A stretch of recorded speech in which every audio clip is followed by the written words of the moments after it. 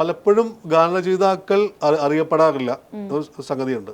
അങ്ങനെ സംഗതി ഉണ്ട് ആക്ച്വലി. ഇപ്പോ ഒരുപാട് എഴുത്തുകാരുണ്ട്, എല്ലാവരും അറിയപ്പെടാറില്ല എന്നൊരു പ്രശ്നം അതിനകത്ത് സംഭവിക്കാറുണ്ട്. അതായത് ചിലപ്പോൾ സിനിമയുടെ പോസ്റ്ററുകളിൽ പോലും ഈ ഗാനരചയിതാക്കളുടെ പേരുണ്ടാവില്ല. അങ്ങനത്തെ ഒരു കാലമുണ്ട്.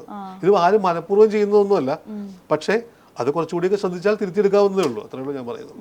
ഈ ചുമരുണ്ടെങ്കിൽ ചിത്രം വരയ്ക്കാൻ പറ്റൂ എന്നുള്ളൊരു സംഭവം ഉണ്ടല്ലോ.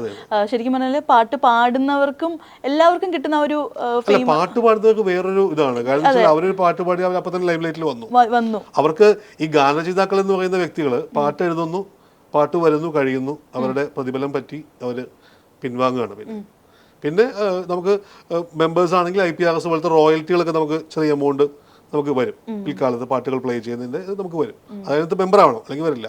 അങ്ങനെ മെമ്പർ ആയിട്ടുള്ളവർക്ക് റോയൽറ്റി കിട്ടുന്ന ഇതുണ്ട്. പക്ഷേ അതായത് ഗായകരെ പറ്റി പറയുമ്പോൾ ഗായകർക്ക് പിന്നെ ആ പാട്ട് അവതരിപ്പിക്കാൻ വേദിയുണ്ട്. നമ്മൾക്ക് വേദികളില്ലല്ലോ, ഗാനരചയിതാക്കൾക്ക് വേദികളില്ല. അപ്പൊ അതുകൊണ്ട് അവർ കൂടുതൽ ലൈം ലൈറ്റിൽ വരും, അവരറിയപ്പെടും, അവരെ ജനം തിരിച്ചറിയും. എഴുതുന്നവരെ ചിലപ്പോൾ തിരിച്ചറിഞ്ഞുകൊള്ളുന്നില്ല. അത് മീഡിയ സപ്പോർട്ടാണ് എഴുതുന്നവരെ തിരിച്ചറിയാൻ. ഇപ്പോൾ ഇതുപോലത്തെ ഇൻ്റർവ്യൂസ് കാണുമ്പോഴാണ് ഒരുപക്ഷെ എന്നെ ഒരാൾ തിരിച്ചറിയുക, ഇന്ന ആളാണ് എന്ന് തിരിച്ചറിയുക.